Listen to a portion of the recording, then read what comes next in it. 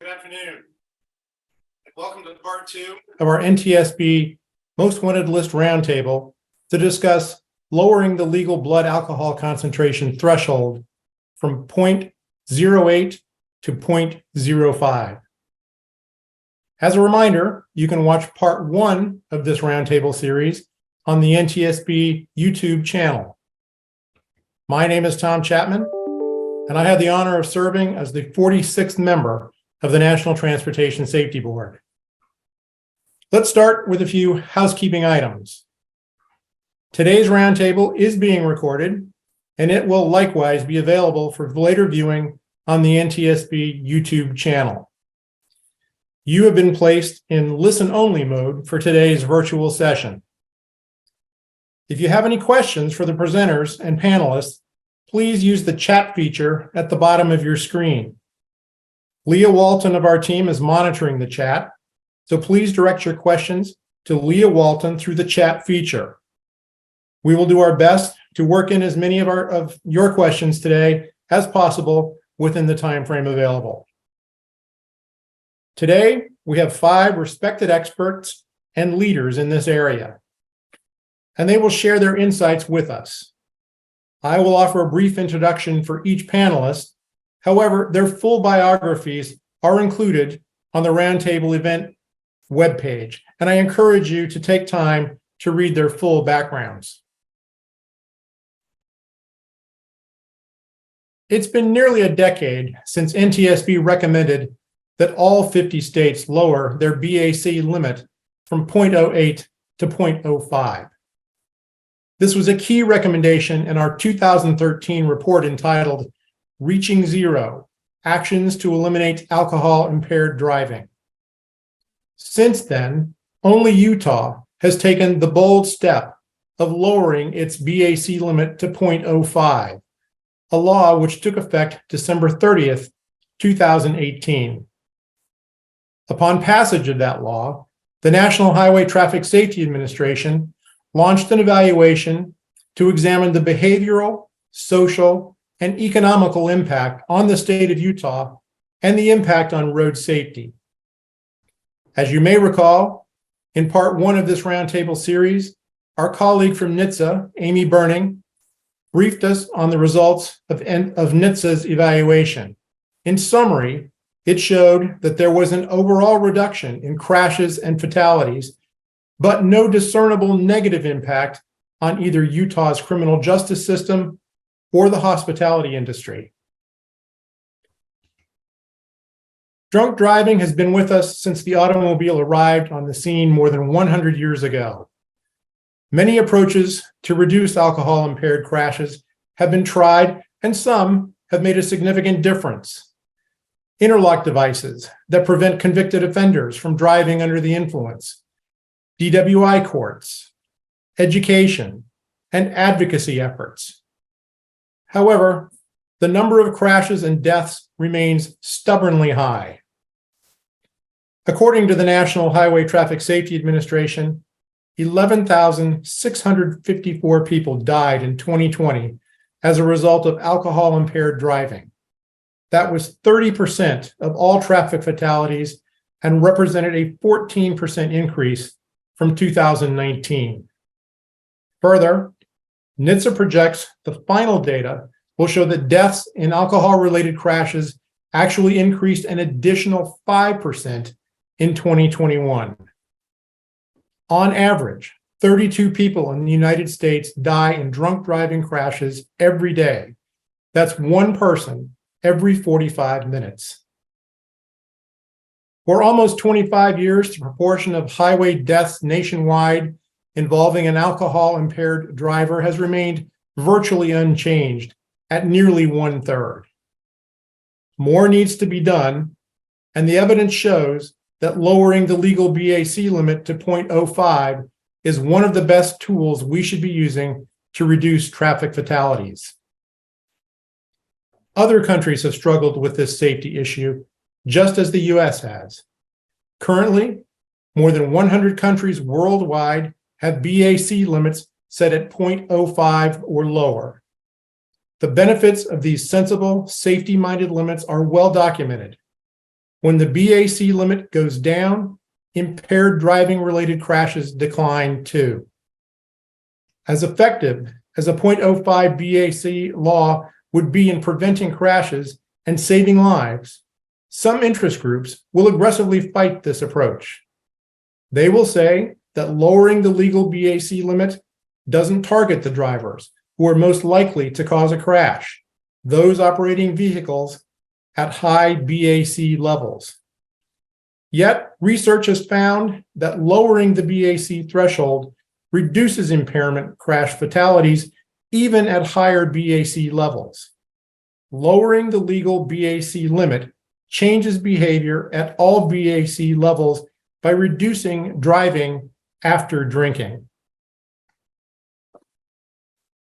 Now, it is my honor to introduce you to the Honorable Norm Thurston. State Representative Thurston represents the citizens of Utah's State Legislative House District 64. His service started in 2015. He is also the Executive Director of the National Association of Health Data Organizations, a nonprofit membership and educational organization dedicated to improving the collection and use of healthcare data. From 2013 to 2019, he was the Director of the Office of Healthcare Statistics. Representative Thurston is an economist with a master's and PhD from Princeton University. He also received an undergraduate degree in Spanish and agribusiness management from Brigham Young University. Representative Thurston, thanks for joining us, and we're ready for your presentation. Thank you, Tom. It's been a great opportunity to be with you today. I'm excited that we're having this conversation. When we were working on this in the very beginning, we hoped that this would become an opportunity for many states to do it, because we just know that it works. And so having other states become interested and being able to support that effort is something that I firmly believe in, and that's why I'm happy to be here today. I want to give you, I've been asked to take about 15 minutes to kind of give you an overview of the process, the political process, the policy process. What did we go through? And I think I can do that fairly succinctly, but I'm sure there will be many questions, and I'm happy to take those either now or later if people want to reach out to me. This all got started because I was, when I was first noticing that a lot of our marketing relating to drinking and driving send the message that it's okay to drink and drive as long as you don't drink too much before you drive, which is a really nuanced message for people who drink and drive to understand. And certainly it's too nuanced for them to actually internalize and figure out, because at the time that they're making that decision, have I had too much to drink, many of them are already impaired and their decision making is not on, that game is not on point, right? So it doesn't make any sense. So I was trying to push for a shift in the messaging to, you shouldn't drive after you drink. And that's one part of this, was like, okay, the messaging. But then we got looking into it and we said, there is a way of doing this that's not just marketing, that's actually using the force of law to set in policy and send that clear message that driving after drinking is not acceptable. And so had different ideas and kicked those around. But in the process, somebody pointed out, says, there is a recommendation that we should move from 0.08 to 0.05. And the legislature had heard that before my time in the legislature, but it didn't really go anywhere. And so maybe it's time to go back and revisit that. And it wasn't that, I'll say this straight up front, that wasn't my first policy choice going into this. But once I started understanding all of the issues, politically, policy, science, et cetera, around all of this, it became obvious that that was the policy that we should pursue. And so we did that. We took that on. We were very appreciative of the support of many national organizations, NTSB in particular. We couldn't have done this without the support of NTSB board members and staff to be able to put together the resources and the information that we needed to make our case to the legislators. And I'll just lay this out in front of you. You'll see this as we went through. We made this legislation happen based on science and based on facts. We had to take all of the emotion out of it. We had to take all of the personal information out of it. because it's just too easy to attack all of that. And I understand that some people would say, well, emotion is what helps us change behavior. And that may very well be the case, but emotion is not necessarily what helps you make changes in policy.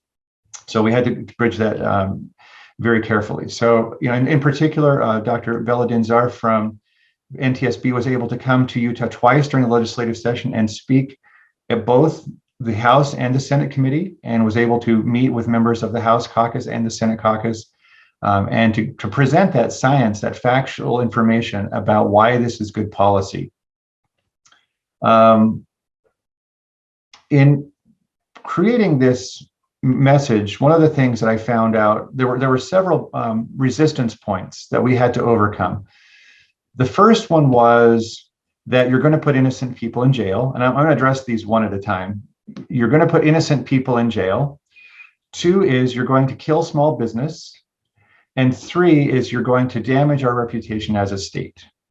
So let me address those kind of one at a time as to how did we attack those.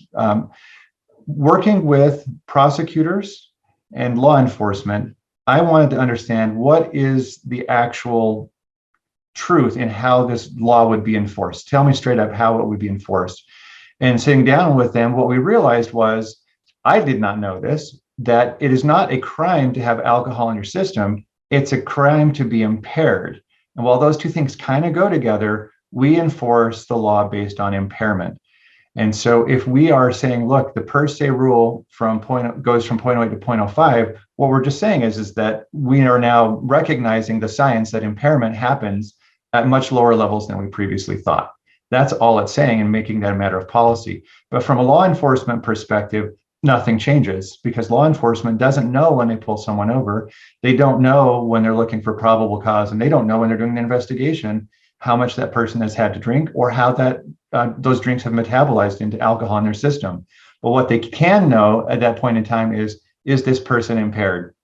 And so that was a critical point that we decided, which was included in the bill, an educational component for law enforcement that makes sure that they know that nothing is really changing, that they're still enforcing based on impairment.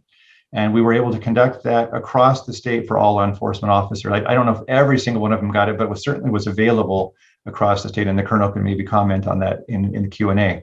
So that was the first thing. We're not going to put a bunch of innocent people in jail. People were kind of aggressive, I guess, people were aggressive in opposing this. Full page ad that talked about, have one drink with dinner, spend the night in jail.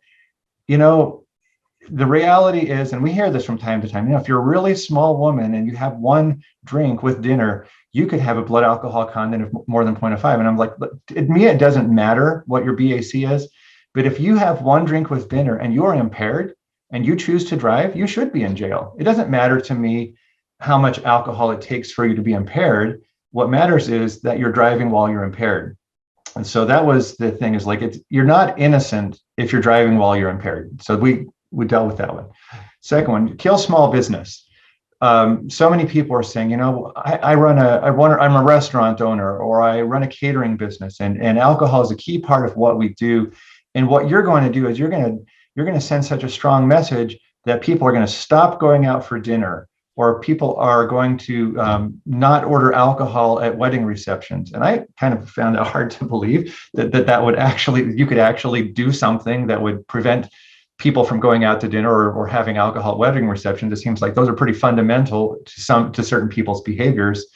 And I said, well, help me understand what you're saying. They said, well, if our patrons come to our restaurant and they believe that by having beer and wine with dinner, that they're going to get in their car and drive home and they're going to get arrested, they're just going to choose to buy their alcohol from the package store, state liquor store, and they're just going to drink at home and not come to our restaurant.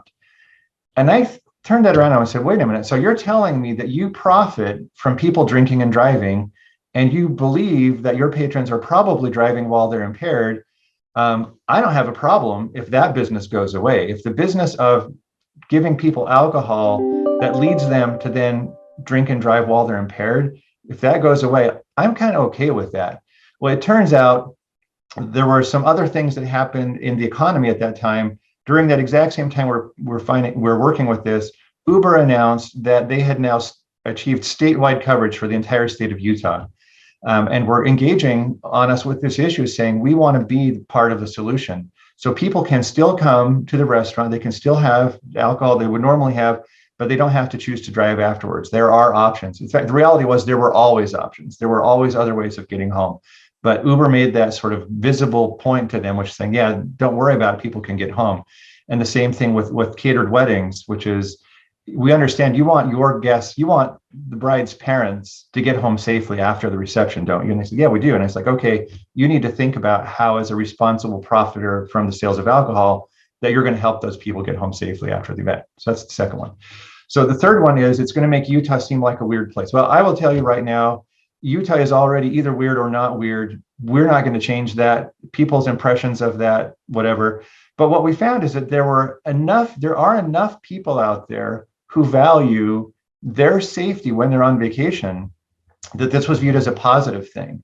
So that if you tell people, hey, when you come to Utah, we have really strict drunk driving laws, so you're less likely to be killed by a drunk driver while you're in the state of Utah than any other state in the country, maybe that message resonates with them. And we did have that sort of reaction as well. People were seeing all of the advertising saying, hey, Utah's enacting this new law. And the counter group was trying to say, you shouldn't go to Utah because you are probably going to drink and drive, and you're probably going to get arrested while you're in Utah and spend your vacation in jail. And, same argument. If people were planning on coming to our state and driving while impaired, I'm perfectly happy to not have that business. They can choose to not come here, and that's fine with me. But what we found out was there are many more people who want to come here to Utah and enjoy all of the wonderful things that we have and do it safely. So come to Utah and enjoy our national parks, enjoy skiing, enjoy the outdoor recreation, and understand that safety is part of what we believe in the state. That message also was very helpful to us. So at the end of the day, those were the arguments that we made. And the question was, well, what happened in terms of the data? What did the data show? The data showed that we were right on all of those issues. The data shows that there was no decrease in alcohol consumption at on-premise locations. There was no measurable decrease in business to small businesses. There was no increase in the number of quote unquote innocent people arrested, which is kind of that one I knew was for sure going to happen because law enforcement knows how to do their job. But we didn't even see an increase in the numbers of people arrested guilty who were impaired. So we didn't see that happen either. And then of course we do see this dramatic increase in travel and tourism to the state of Utah over this time period, which I would hesitate to say is associated with this change in policy. But you did not see the predicted doom and demise of our travel and tourism industry. We came through this just fine. It's not an issue. So just to kind of wrap up then, what are some of the kind of takeaways from this? That this is a very low cost, easy to implement policy change. It costs virtually nothing to implement. It's easy for law enforcement and prosecutors to understand. But the more important thing is that it's easy to message to the population.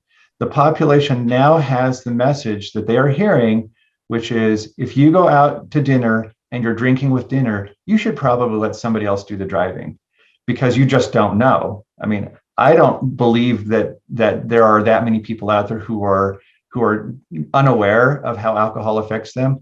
But this uncertainty has caused a lot more people to be reflective about that and say, well, I'm not sure if I'm impaired or not. And so I'm going to err on the side of caution because I don't want to get a DUI arrest. And what it should be is I don't want to kill somebody, but what they're saying is that they don't want to be arrested.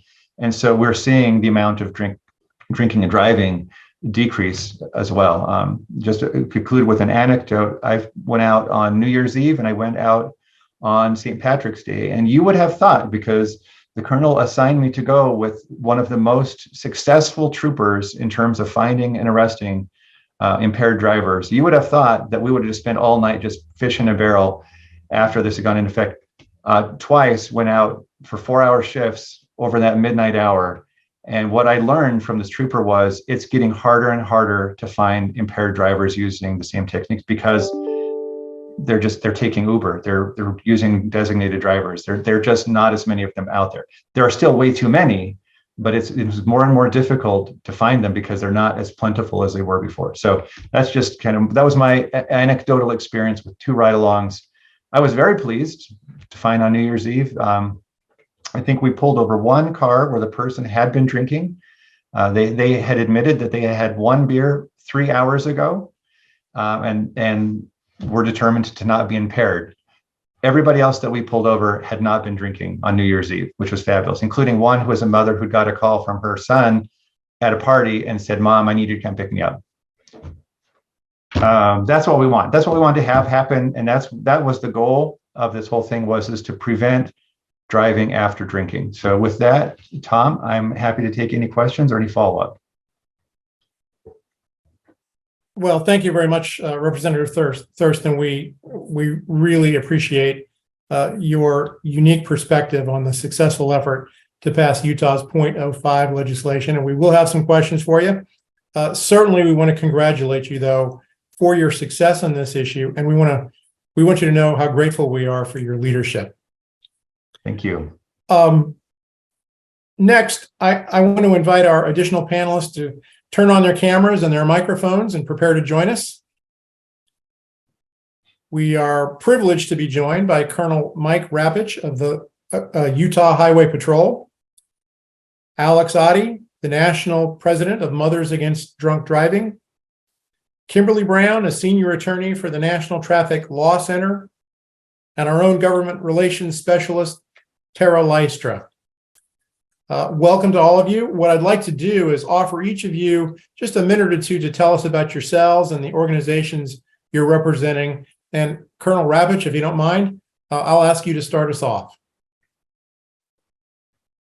Well, thank you very much, and it's a pleasure to be here. Thank you for the invitation to participate in something that's very dear to my heart.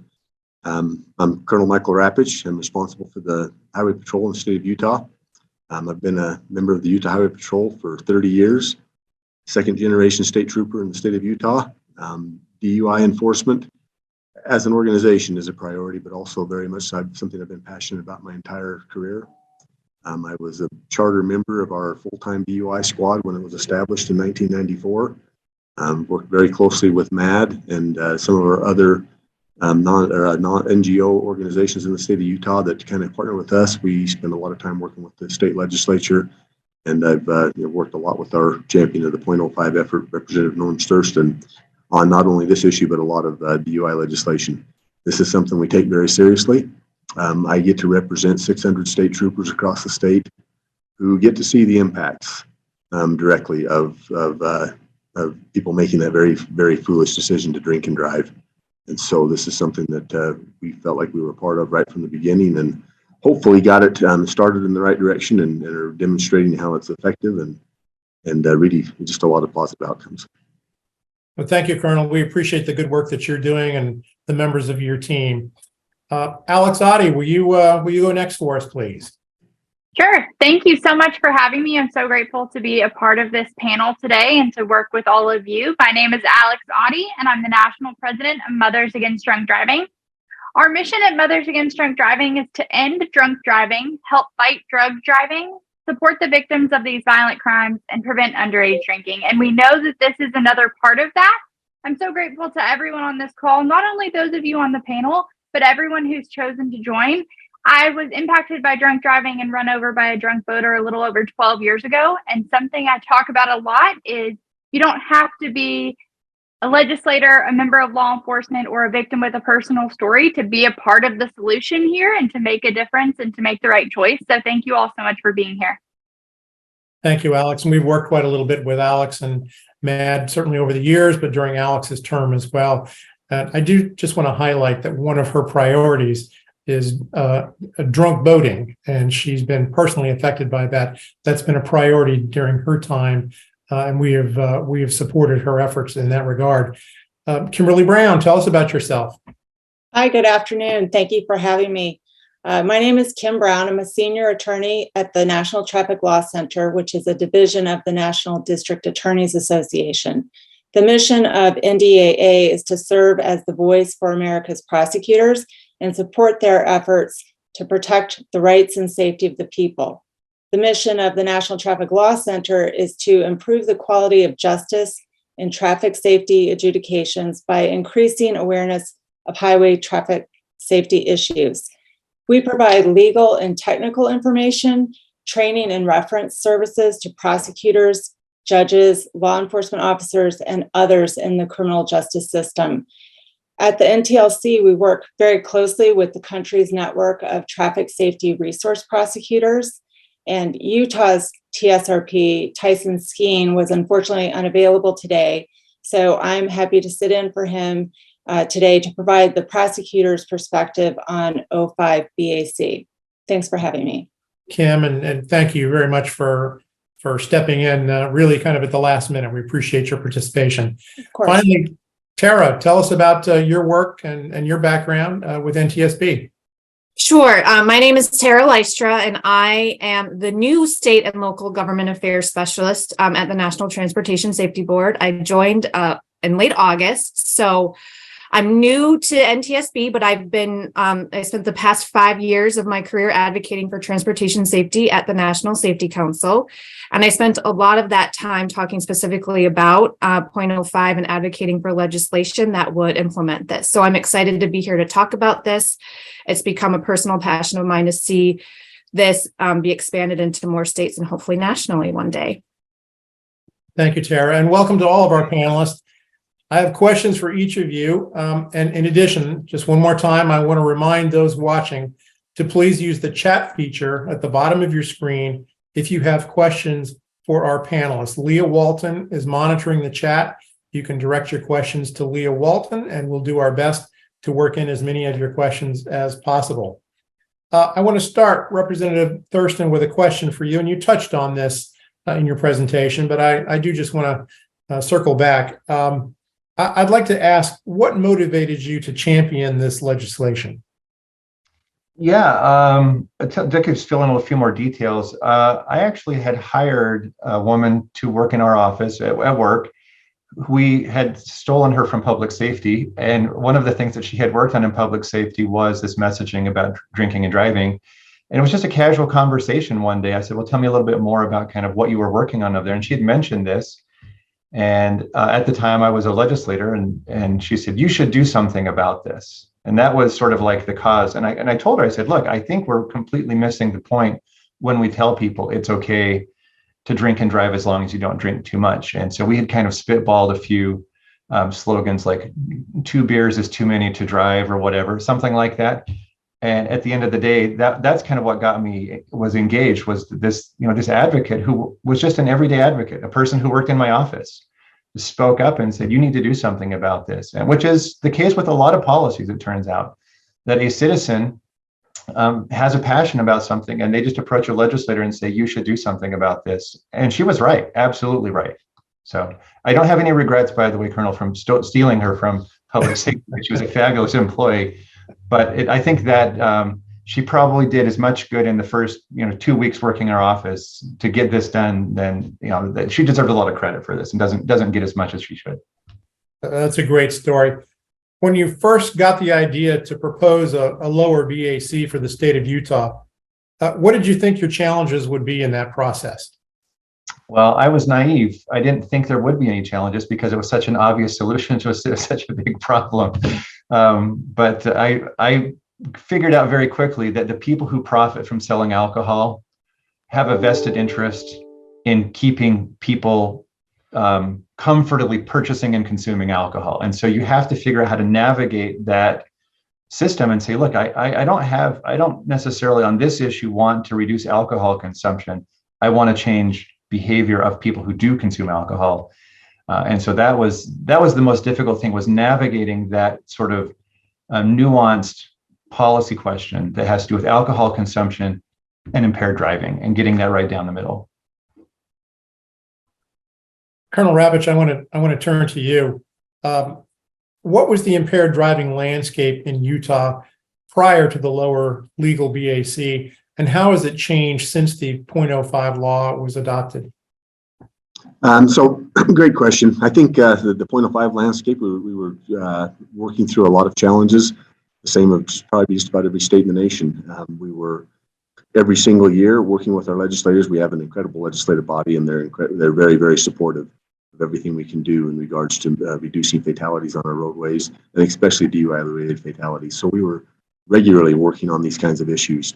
And the 0.05 is as groundbreaking as it is. It's one of many changes in legislative efforts that our state legislature really took head on, as we would bring challenges to them, individual challenges and things that, like wrong way drivers or extreme DUI legislation, things like that. They were really eager to jump into the middle of that and supportive of finding solutions to those. So it lent itself really well to have this 0.05 discussion. I was really, when Representative Thurston first brought this concept to me, it was a little bit nervous, because it was a big shift in policy. It was a big shift in, at the time, probably 25 years of my experience of working with the 0.08 per se level.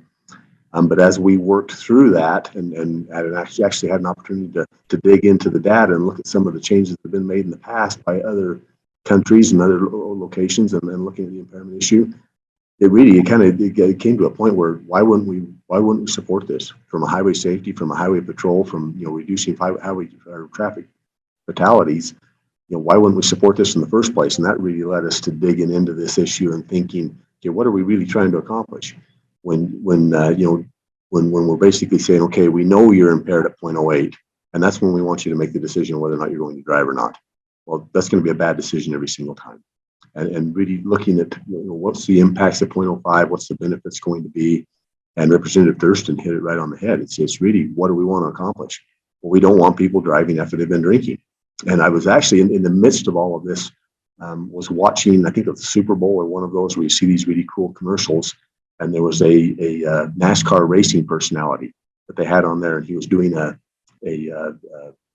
commercial for a particular beer product. And he goes through and talked about how that was his favorite beer product. And at the end, he made the comment, if you're going to drink, drink this product, but never drink and drive. And I never drink and drive. And then that was really what it came down to, is that's what we're trying to get at, is impairment starts as soon as you start drinking. And so we want to separate the act of drinking from driving.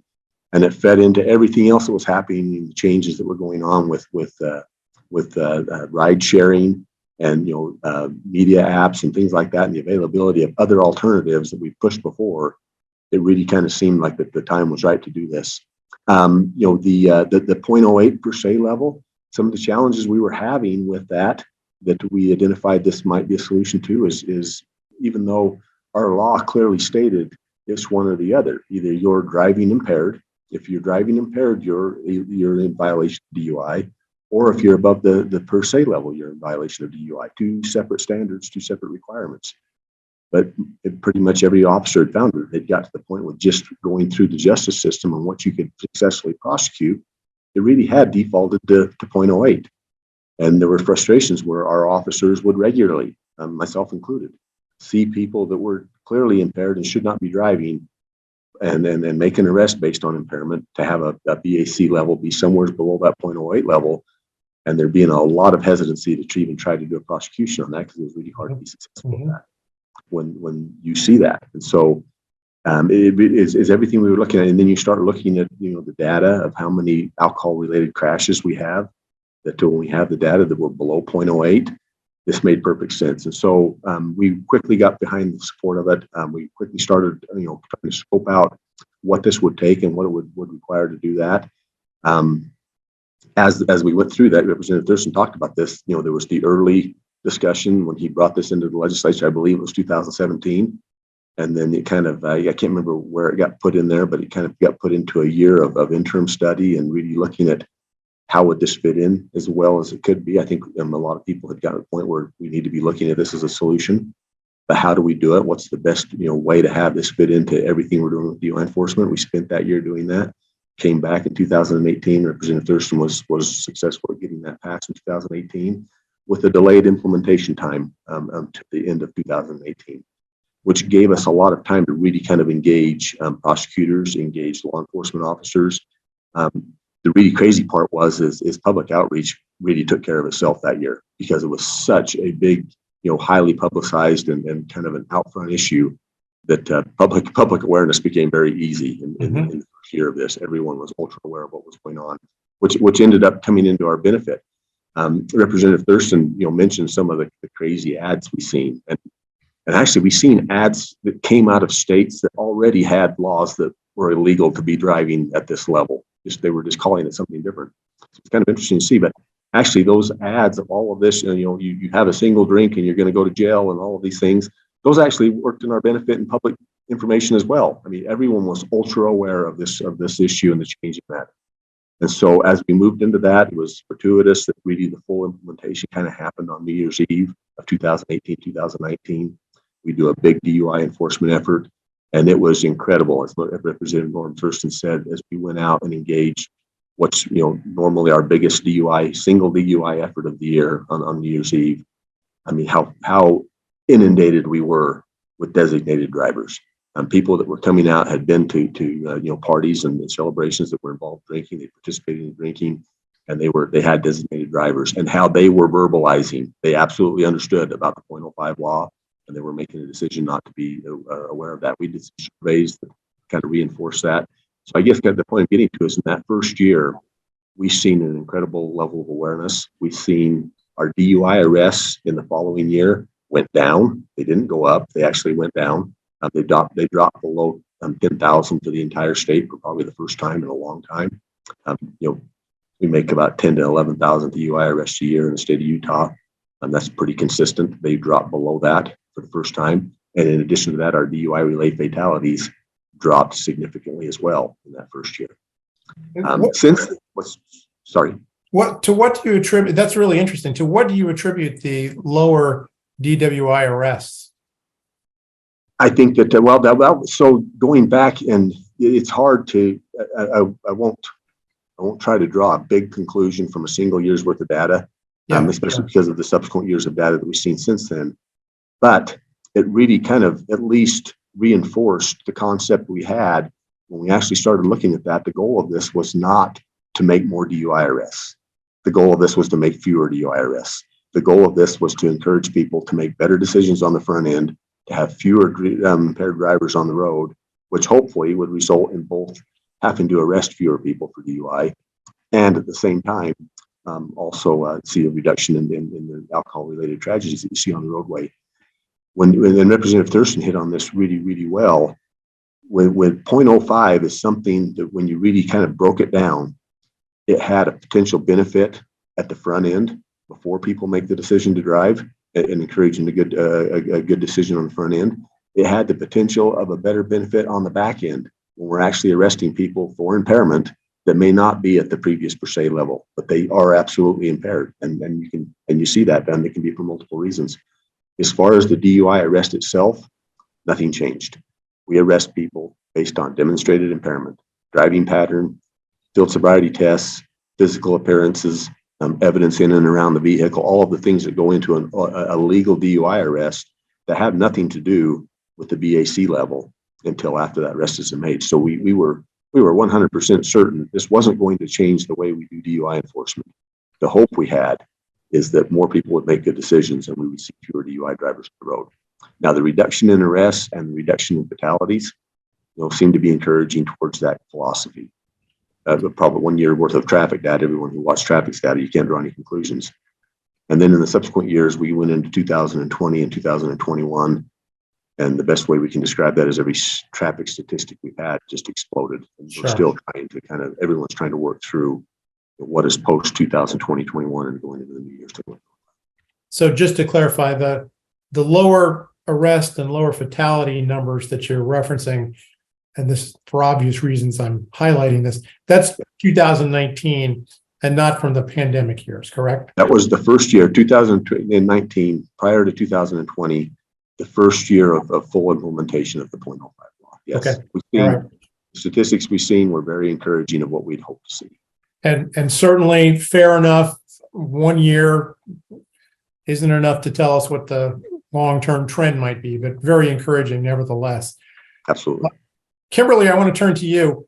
What can you tell us about how prosecutors would have had to prepare for implementation of the law change in Utah? Would there have been much in the way of additional training or targeted education for prosecutors on this new legislation?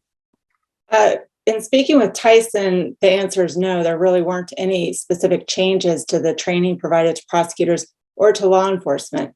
As the Colonel just said, it's important for law enforcement officers when they are on the road and they observe a suspected impaired driver that they document all of their observations that leads to the probable cause for an impaired driving arrest. And at the time of the observations of impairment, it's not guaranteed that the officer is going to be able to obtain a chemical test result at the end of the process if an arrest is indeed made.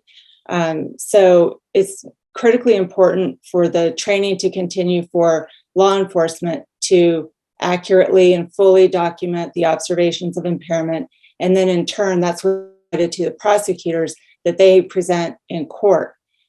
Because without the impairment, you may never get to the end result.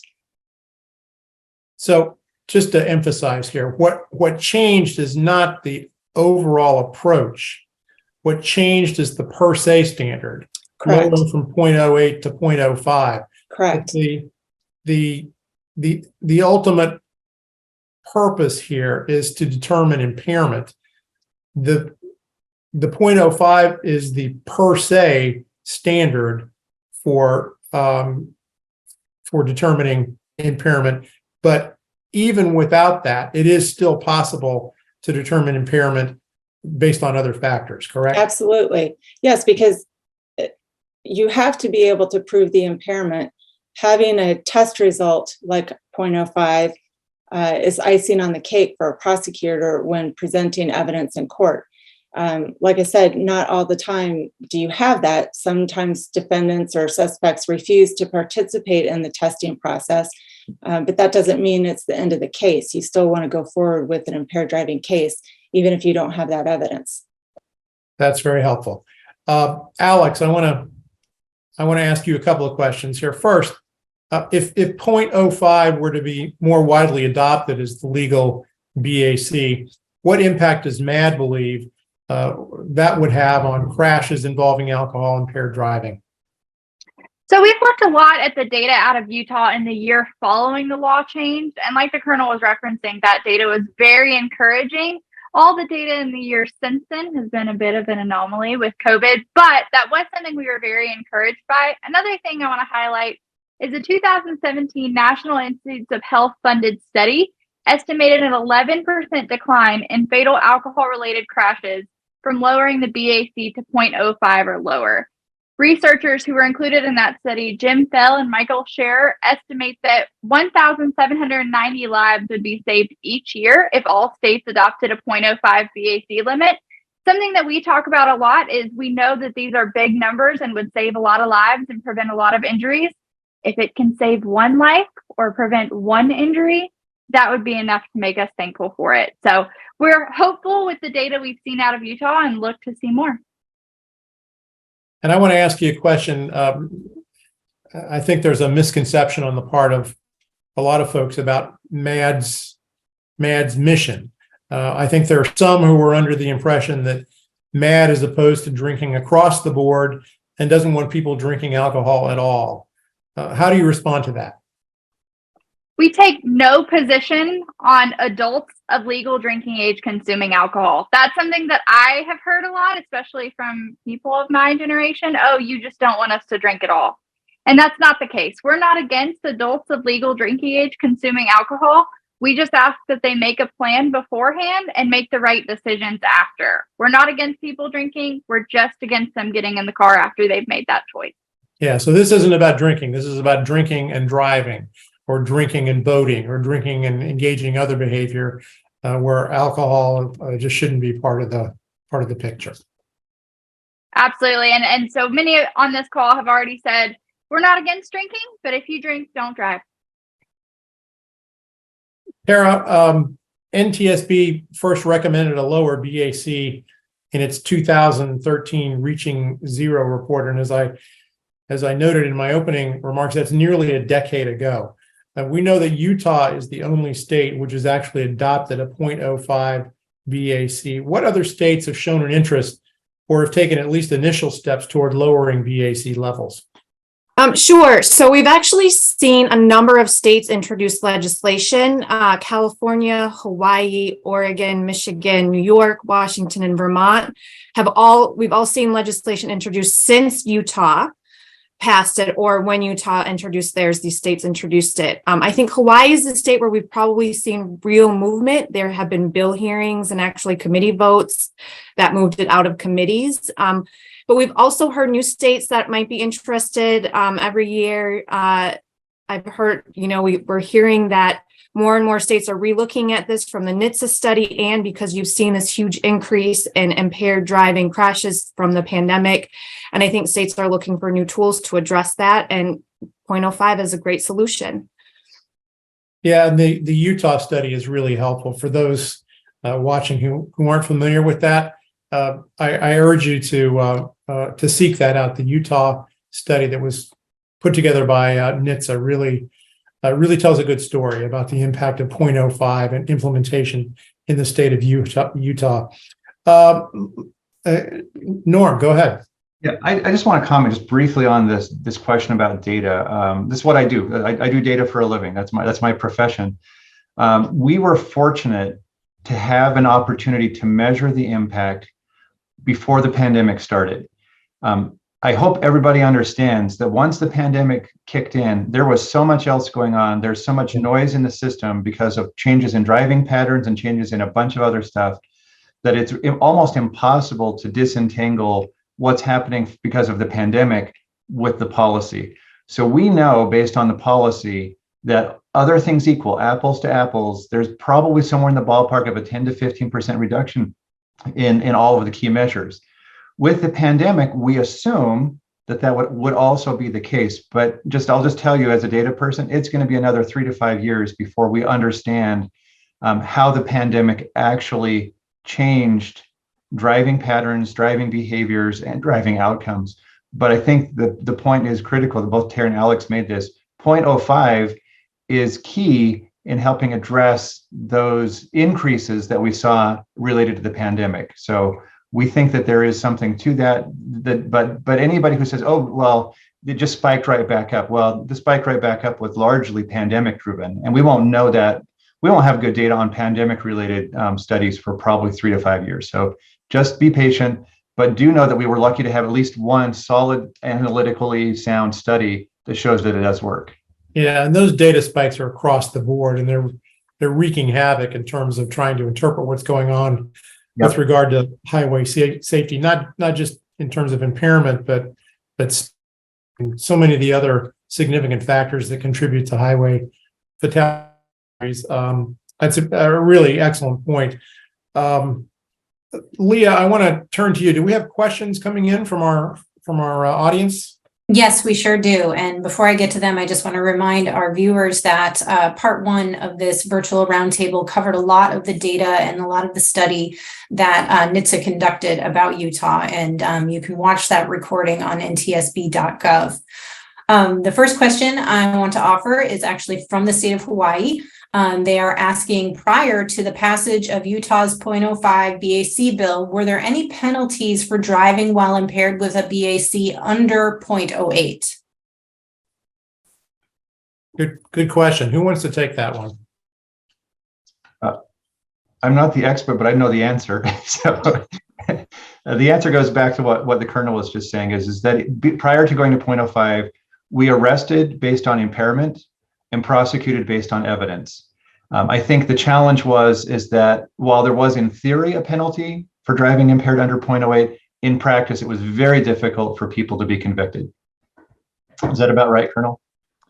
Yeah, absolutely well described. And that was a challenge. And actually, it's probably having even a greater effect on that as well, because our officers were aware of that. They knew regardless of the impairment they were seeing, if they made an arrest that came in with a BAC below 0.08 and there were no other factors involved, they were going to have very little chance of getting that case prosecuted. And so that was actually probably influencing their decision-making on the front end on whether or not to arrest just based on impairment.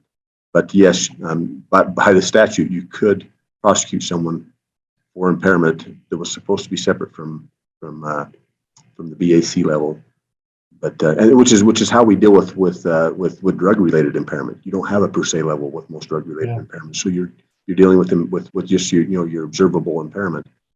With BAC though, that per se level was really becoming a dominating factor as far as how successful you could be, both on an administrative side and the criminal side as well.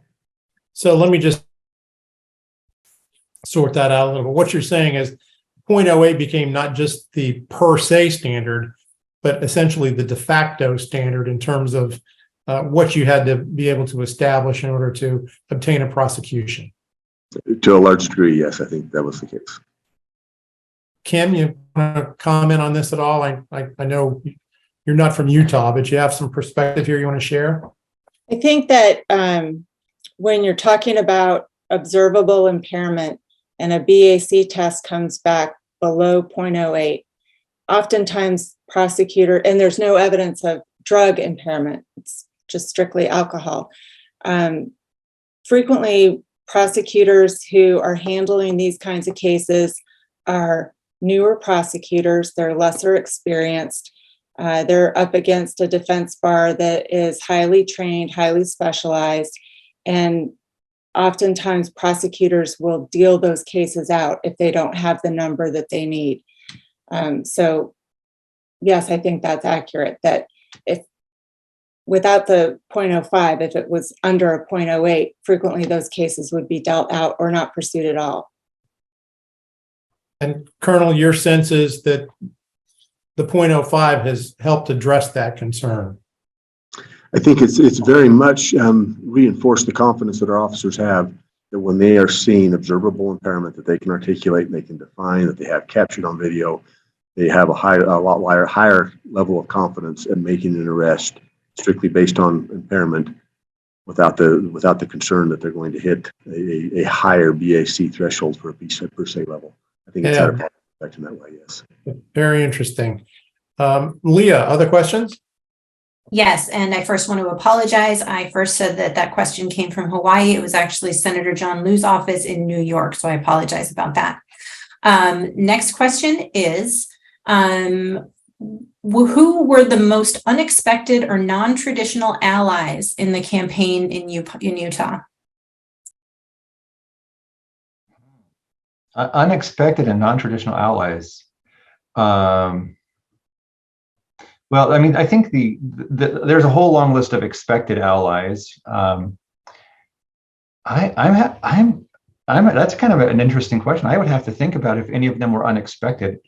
I can't think of anyone off the top of my head because it was pretty much everybody except the alcohol profiteers. I mean, you could draw a line and say, are you for or against it? And the answer is, do you profit from selling alcohol? And that's pretty much was the bright line in terms of the politics. So I think I was pleased to hear from the PTA and the teachers unions. They were in favor of this. I think, but again, it's the same thing. If you're making money from selling alcohol, this is scary to you. If you're not making money from selling alcohol, this just seems like a no-brainer and something that we ought to do. So that maybe the PTA would be the one that I was sort of the most surprised that they would weigh in on this topic. But the PTA Health and Safety State Vice President, whatever, I think that's the correct title, they called me and they said, look, we think this is maybe the biggest health and safety issue for children in the state of Utah this year, and we want to be part of that. So that was a bit of a surprise. Yeah, great news. Alex, any comments from you in terms of not only just Utah, but other efforts that you've mounted around the country where maybe you found yourselves working with a sort of unexpected ally on an issue? So not necessarily in 0.05, but MAD recently within the last year has partnered with the alcohol industry to work with them to have them push the if you drink, don't drive message. And so I think that has been impactful. It helps reach more people than will necessarily come to us for the message. But as long as that message is clear and that message is consistent of if you drink, don't drive. And so that's something we have felt very strongly about. The only thing I want to add to this other discussion about 0.05 is about poly use. And I know the Colonel referenced this briefly, but drugs are not as impactful as alcohol on the roadway in terms of deaths and crashes right now, but they're getting there. I know that they are on the rise. And to have a 0.05 BAC, especially in terms of poly use, when we look at drugs and alcohol and the combination of the two pointing towards impairment, is something that we are very excited about as well. I just want to note, since you brought it up, that actually NTSB is doing some work in that area. Jana Price, who joined us for our part one roundtable, is doing some work with some of her colleagues on a safety report that touches on poly use and some of the challenges in that area. That'll be coming before the board in December. And I think the work that's been done there and the results of that report, I think, will be helpful going forward in not only identifying some of these challenges, but trying to address them. But the poly use issue is a big problem. Leah, how about one more? Yes. Prior to the 0.05 change, how many DUIs annually were recorded in Utah, and how many, if you're able to share, were first-time offenders versus subsequent offenders? Do you have that information? So I can give a rough ballpark on that, and DUI arrests can fluctuate a little bit because there's related crimes with that as well, and different related offenses. But on average, like I said, on average, we were between 10 and 11,000 every year, consistently for probably the last 10 years, if I remember correctly. But immediately prior to the law change, so 2017, total DUI-related arrests that the Highway Safety Office was able to account for was 10,700 in 2017, almost 10,400 in 2018, and in 2019, the year subsequent of following the passage of the law, it went down below 10,000, just barely, to 9,995, which is the first time we actually seen it dip down below 10,000 in a long time. And like I said before, our DUI-related fatalities went down as well significantly by like 45% in that first year. Wow. Compared to the immediate previous year, not on a trend or an average. The other thing I kind of point out as well is one of the concerns that was out there related to that was, okay, there's going to be a whole bunch of people now arrested at 0.05. You're going to see a huge increase in the number of people that previously wouldn't have been arrested. That really wasn't what we've seen as well. We've seen before, it was important to note, it's just a relatively small percentage of that total arrest in the first place. So prior to the law change, it probably averaged over a 2 to 3 year period, about 1.5%, maybe 2%. But even after the law change, it was still well below 5%. Representative Thurston, any comments on that? No, but well, yes. So I shouldn't say no and then comment. I'll say yes, just a brief comment. But that's what senators do. Senators do that. So sorry about senators, but no, I do think there is just this real interesting question though about how do we know that there is less drinking and driving going on? And I would say the best measure for me of that one is just talking to the DUI squad about the difficulty of finding drunk drivers. Before 0.05, when I talked to the DUI squad, every night, every shift, they're getting somebody. They're finding there are enough people out there drinking and driving, and that they know where they are, that they had no trouble finding them. After 0.05, that became a bit of a challenge because you couldn't just go to the same fishing hole and find all sorts of catfish out there. It just wasn't the case anymore. So just by that observation of the challenge of being a DUI squad member and having to work harder to find them, they're more hidden. They're still out there, but they're not as plentiful and not as obvious. I don't know, Colonel, is that what you're hearing? Is that still the case? That was for a while.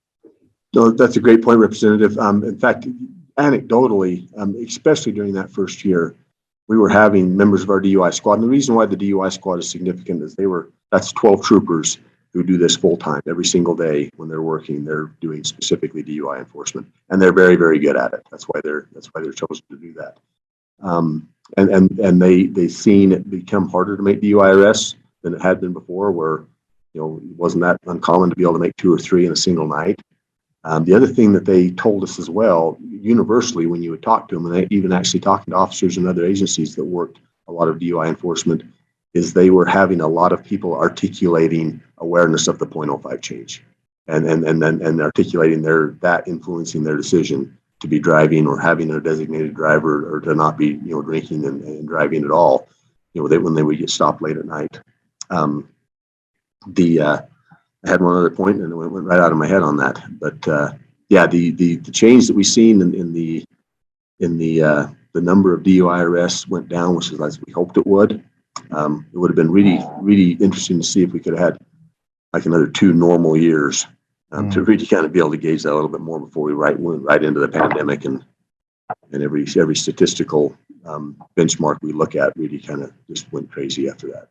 And it sounds like the adoption of 0.05 and then the greater access to rideshare capabilities were somewhat coincidental, but it appears that there was some relationship there that was helpful. And of course, part of our premise in calling for 0.05 is that 0.05 helps modify people's behavior. And it's my impression from what you're telling us today that we're seeing some of that in Utah, and part of that behavior modification is greater use of rideshare when people are drinking rather than trying to drive. I think it absolutely played into that as well. And I remember the other point I was going to make. So we pulled this awareness and this reduction in availability of DUI, how prolific they were out there from officers anecdotally. And I know our highway safety office really dug in and tried to say, okay, is there any way we can statistically support that there seems to be fewer DUIs on the road? And, we were trying to take into account, okay, are officers busier? Are they got other calls that are taking away from their time, and there's just not as much focus on DUI enforcement? Are staffing challenges playing into a reduction in the number of arrests? And so our DUI office, our highway safety office, in an effort to try to find some statistical stability to look at that, they actually went to the number of DUI, or the overtime DUI shifts that they distribute throughout the state. And they looked at that because they thought, okay, here's a way we can look at previous years during a period of time when an officer was supposed to be dedicating all of their time to DUI enforcement, kind of across the board. And they actually seen that same reduction in percentage of DUI arrests being made in those overtime shifts that they were distributing throughout the state as well in that same year. So there was a reduction in the number of arrests when we know officers across the state were spending all of their time doing DUI enforcement. I hope I described that correctly. That was just kind of their way to try to find a statistical commonality where they could try to measure that as well. Yeah, interesting. Anecdotally. Interesting. Representative Thurston, I want to ask you a question that really is intended to kind of help others out there who might be considering taking this on, or who are already involved in 0.05 efforts. As a legislator, as the key legislator in this initiative, is there anything looking back that you might have done differently along the path to successful passage? Were there developments along the way that maybe you felt could have been handled differently, or mistakes that might have been made? I think the one thing that, because we did this in a fairly short amount of time, this was less than 12 months from conception to passage. So even though we did have some time to work on this over an interim and during the fall, it was a fairly short time frame. So there were some things that happened because we were going fast, it was fast tracked. The one thing that I think would have been helpful was to be able to work with the restaurant community in particular to help them understand how this would or would not impact their business and how they could be part of public safety. I think there were so many of them that just heard the message, this is going to put you out of business, which caused them all to freak out and all of the defenses went up. If we had been able to have the time to bring them along slowly, saying, look, this is, and now people have the data. It doesn't put the restaurant community out. It doesn't affect travel and tourism. None of these things are going to happen. We worked on that, but it took a long time for us to get data on. For example, Utah was one of the first 2 states to go from 0.10 to 0.08. So we went back and looked at what happened to our travel and tourism industry and what happened to hospitality when that happened. And the answer is it got better.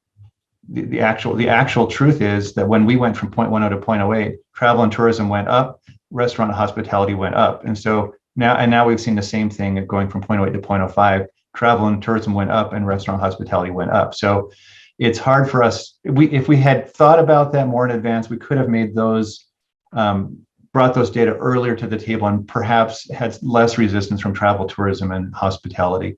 But other than that, I don't think there were any particular errors that we made. The Colonel can maybe back me up on this one, but this got passed for our legislature in lightning speed and in somewhat of miraculous fashion. So once Senate leadership figured out that this was going to be a great policy, all I had to do was get it out of the House, and it was pretty quick downhill from there. We got it out of the House on a fairly quick turnaround as well, because it was good policy. The reason why I mentioned Senate leadership, because many people who follow this will know that the Speaker at the time did not like this bill and had actually opposed the bill personally as the Speaker of the House, but we still passed it, and he still has not forgiven me to this day. I was in my first couple of years as a legislator, and to be able to pass a bill over the objections of the Speaker of the House, I guess is not cool. So, live and let live, right? We'll figure it out later.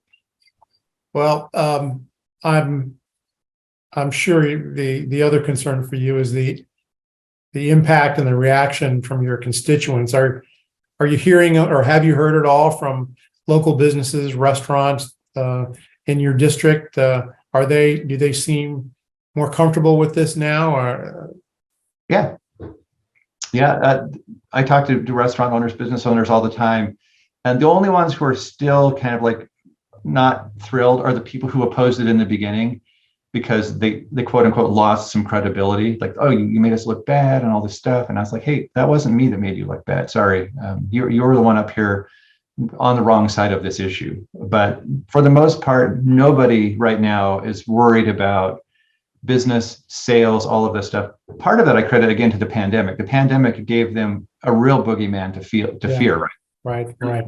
That really, now they recognize what real threats to businesses look like, and it's not 0.05. Yeah, sure. Kim, one argument we've heard from those that oppose 0.05 is that the judicial system will get jammed up with low BAC offenses. Is there indication that has been the case in Utah? And how might the job of a traffic safety resource prosecutor change with a lower legal BAC? In speaking with Tyson, he's indicated that it has not impacted the court system at all. And as the Colonel has indicated, the number of arrests for impaired driving has remained fairly consistent year to year. And the number of arrests for impaired drivers with a BAC of 0.05 to 0.079 has also remained fairly consistent, under 5% since the passage of the legislation. So there hasn't really been any change little to no impact to the criminal justice system in terms of the numbers of cases. And it really hasn't impacted the job of the traffic safety resource prosecutor in Utah either. He maintains the message that impairment is impairment, and that's what he trains prosecutors on in law enforcement. Yeah, and I think this is one of the findings that came out of the NTSB study too, is that it had no discernible negative impact on the criminal justice system in Utah.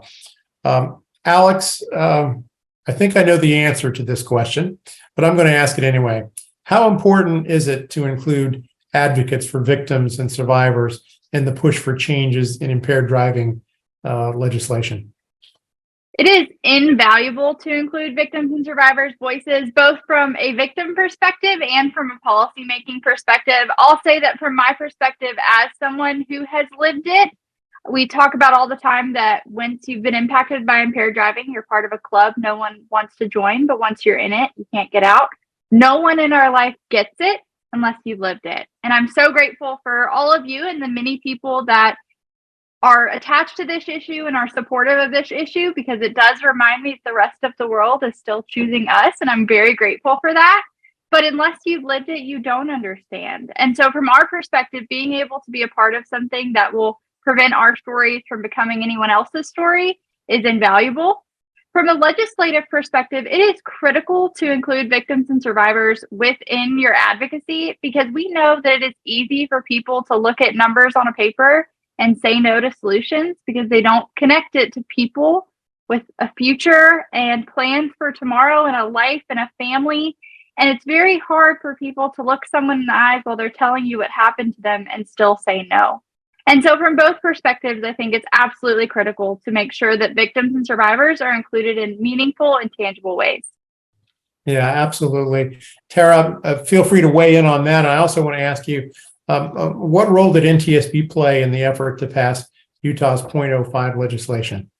Sure. Just a note to follow up on Alex's conversation. I know that in Michigan is a great example of a victim, that big crash with the I don't remember the family's name, but it was a large family that was killed, and the representative looked at all available options and he introduced a suite of bills to address impaired driving. And he looked at .05 and, like Representative Thurston, saw the data and said, this is, he's a public health guy. He's like, the data shows that this works. And that was directly in response to a crash. So it's important that victims also know that this is an option that that's a policy solution to this problem, I think. And that's why it's so great to have MAD as a supporter of this policy now. And to your question, and NTSB was really engaged in the process in Utah. Representative Thurston noted that the former board member Bella Denzar, she testified in person a number of times. She also wrote op-eds and letters to the editor, both individually, but also in partnership with advocacy organizations. I know with Advocates for Highway and Auto Safety. And these efforts not only showed support for the policy, but also helped myth bust some of the things that Representative Thurston brought up by opponents. And I think behind the scenes, there was a lot of collaborative work with other advocacy organizations to work on messaging and to work together to counter some of the falsehoods that opponents of the bill were giving. And I know that at NSC, we were engaged in that at the end when I came in. I know other organizations were involved with it as well, but I think NTSB and a number of organizations also worked really well behind the scenes to support some of the arguments that were coming from the alcohol industry. Yeah, no, I totally agree. I when I talked to legislators after the fact, they told me the two most impactful things in their decision to support the legislation. Well, the three most impactful things. One was their personal experience with law enforcement or with families, because a lot of legislators have experience with family members who are law enforcement, et cetera. Two was NTSB vice chair showing up in Utah. They said, this must be a really big deal if somebody from the federal government would take the time to come to our state and to testify, not once, but twice. Actually, it was more than that. There were some private conversations that happened in addition to those two visits. And then the third thing, which kind of was the one that surprised me, was we had produced a map of BAC worldwide. And when you look at that map, that worldwide map, Utah, well, the US basically fits somewhere in with sub-Saharan Africa. The rest of the world, literally the rest of the world, is doing a better job than we are. And when people realized that, they said, well, if a country like Italy, where drinking is a huge thing, or Sweden, if they can make this work, then it's probably a good thing, and we should take a look at that one, because our perception, obviously maybe cultural bias, but our perception is that European countries are much more into the drinking culture than Utah in particular. And if they have figured this out and it's keeping their citizens safe, and they're prioritizing alcohol and how important wine and beer is, then this is surely something that we can do in our state as well. Well, that's one of the things we'd like to point out too, is that .05 is not an outlier. .05 really is the much more prevalent standard throughout the world, and the experience that other countries have had with .05 has been very encouraging. So I'm glad you highlighted that for us. As for Bella, she's a good friend. I'm sure you can imagine we all stay in touch with her. She is still very much involved with this issue. It's very important to her. Wouldn't surprise me a bit if she's one of the folks listening in today. Tara, what can NTSB and advocacy groups to help support efforts in other states that are currently seeking to lower the legal BAC? Well, I think similarly, we can offer sort of that official government perspective. We have a recommendation that's almost 10 years old, and I think the data from that report shows why it's a lifesaver. And then you have other data from the National Academy of Sciences and the NTSB report. But I think it's important for people who are going to pursue this in the states to know that there are organizations, NTSB included, that actively support this and want to see this implemented, and that will help address some of the opposition and help contact other lawmakers to get bill sponsors. And in some cases it's sort of state-based and there's state chapters that will get involved, but just knowing that there's a little support system that's already there to help, I think it would be really beneficial, that are ready to engage and see some action on this. Leah, before the time gets away from us, I want to see if we can work in a few more questions from our viewers today. Do you have some questions for us? Yes, I sure do. It's been a great audience who all seems very interested in this topic. So thank you, everybody. There has been a NIH study that indicates breathalyzers can prevent impaired driving. What is currently being done on a state or federal level to provide breathalyzer and or BAC education to the general public? And I'm going to send that one over to Alex Oddie. I'm not quite sure about the breathalyzer side, but I know you have something to say about ignition interlock. So I want to share the stage there. Thank you so much. So as far as breathalyzers, there's not anything we're currently working on to provide breathalyzer technology to the general public, other than if you're referring to ignition interlocks. It is absolutely a part of our strategy and a part of our goals to get all offender ignition interlock laws in all states. Currently, they're in 34 states plus DC. We are supportive of 0.05, but as we all know on this panel and others, that it's not going to solve everything. 0.05 is not going to end drunk driving injuries and deaths. It'll get us a lot closer, but it's not going to solve everything. And so that's why we have so many other tools, one of which being ignition interlocks, the other being federal legislation that was just passed and signed into law last year that the NTSB is supportive of as well, that will put drunk driving prevention technology as standard equipment in all new vehicles. We don't know what that final technology decision is going to be. We're tech neutral. NHTSA has 3 years to look at all of the available technologies and pick one or a combination to mandate in all new cars. But much of that technology focuses on impairment, whether or not someone is safe to operate a vehicle, rather than just BAC. Some technologies do focus on BAC, but there's a lot of different options out there. So as far as breathalyzer technology and providing those to the public, no, we still believe that ignition interlocks are a punitive measure for someone who has already made the wrong choice. They have to get in their car and do something for their car to start. We absolutely support and encourage that in all 50 states. And we believe that this technology that will be standard on new vehicles as early as 2027 will get us the rest of the way there. So I hope that addresses that question. Anybody else want to weigh in on that issue? I don't know whether others might have a perspective on that. I'll comment on that as well, just a little bit. And then Alex, actually, I want to reinforce something she said there, that 0.05 isn't a silver bullet. It'd be great if it is, but it's not. But it fits in very, very well to everything else that we do to try to tackle this incredibly important issue. We had a lot of, there was a lot of discussion came up about the making available BAC measuring devices within establishments and things like that. The challenge with that is that they're very, very susceptible to outside influence or to mouth alcohol, and if you're not using them correctly, you can get an erroneous reading really easily to that. And the other problem we had is there was some concern with that just saying, okay, I'm going to drink to a particular level, and then everyone would be doing that. When the reality of it is we want to separate drinking from driving, which is why interlocks are so awesome. They're not a BAC level. They're separating drinking from driving. If you have any alcohol at all in your system, you're not going to drive that vehicle. And then they work incredibly well. So, yeah, that is one of the challenges with self-measurement is that depending on where you are on the curve, the absorption curve, you may blow a 0.03 or 0.04 and think you're okay to drive, but 20 minutes later you're only halfway home and you could be at 0.06 or 0.07, just depending on the physiology of how things are happening. So that's one of the things that I know it's happening, and I think it's not a bad thing. But if people are relying on to tell them, oh, you are safe to drive, not a good thing. If they're relying on telling them you're dangerous to drive, maybe that's not such a bad thing. Leah, other questions? The question is how, and I'll direct this one to Colonel Rapich as well as Kim. How do you combat the refusal to provide a breath sample for an impaired driving arrest?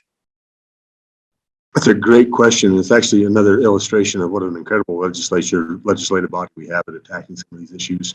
That's something that's it's been an issue for a long time. It can affect, it's an aggravating circumstance related to impaired driving.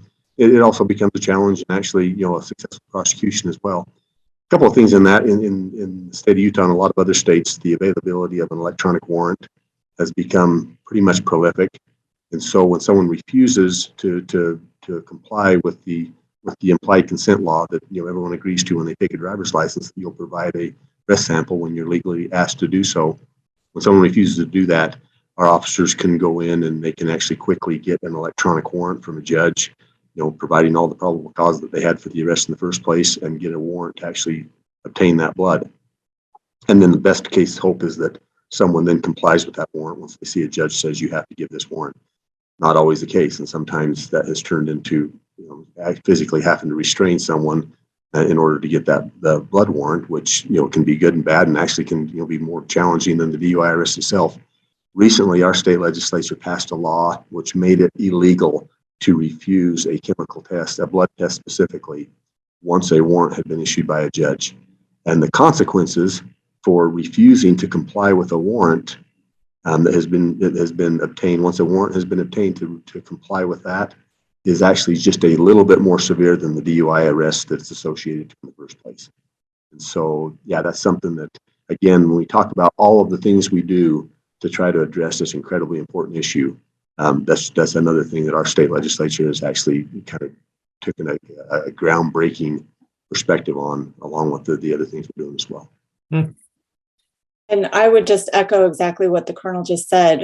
Having the ability to secure a warrant is critical to obtain that evidence from the suspected impaired driver. And oftentimes that requires additional resources for law enforcement agencies to be able to do that, whether it's training for the system or to actually get the platform to be able to have the electronic platform to be able to get the warrants. Another option is law enforcement agencies can have law enforcement phlebotomy programs so that the law enforcement officers are trained to actually do the blood draw too, instead of having to take a suspect to a hospital or to a clinic or to some other location that requires additional resources, the manpower to take the suspect to a different location and the time. It also increases the time away from the driving offense when securing the sample. So both of those things, everything requires resources. Yeah, that's interesting. And of course, the other obvious problem here is that the longer it takes to obtain a sample, the more challenging it is in terms of ensuring that the alcohol isn't being metabolized and you're not going to get the number that you need. Absolutely. Leah, go ahead. The final question that I will offer is likely for Representative Thurston and perhaps Colonel Rapich. Has a 24/7 sobriety program been considered for Utah? Yes, it has been considered. I am a big fan of this because one segment of the problem are people who have a severe substance abuse problem. And so to be able to help them get treatment and have other reinforcing features of their life that tell them, look, you are the type of person who just shouldn't be consuming alcohol at all, ever, is part of this. So Colonel, if you want to talk about the program proposals. Absolutely. Yes. So blowing the horn of our state legislator and their willingness to take this issue on. We do have a 24/7 program. It's been up and running for about 3 years. It's spent the first 2 years as a pilot program in a single county along the Wasatch Front. And we had a sheriff's office that was really anxious to be a part of that.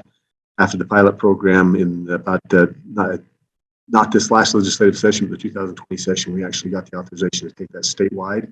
And so I think we've got 9 counties that are up and running with 24/7 now, and I think we have another 3 that are really close to being up and running.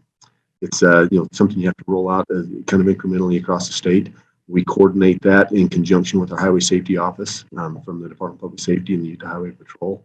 And as the representative said, it's one that we're really excited about.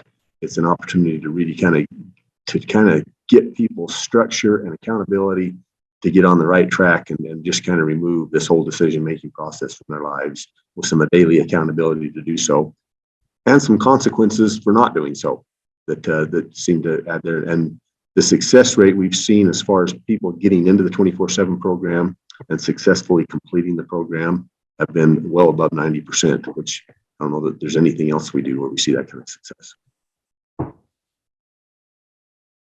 Very good. I want to offer each of you an opportunity with this last question that I have to offer any advice that you would give your counterparts or folks in other states that are considering a lower legal BAC. What advice would you offer to people in other states? Representative Thurston, you want to take a first crack at that?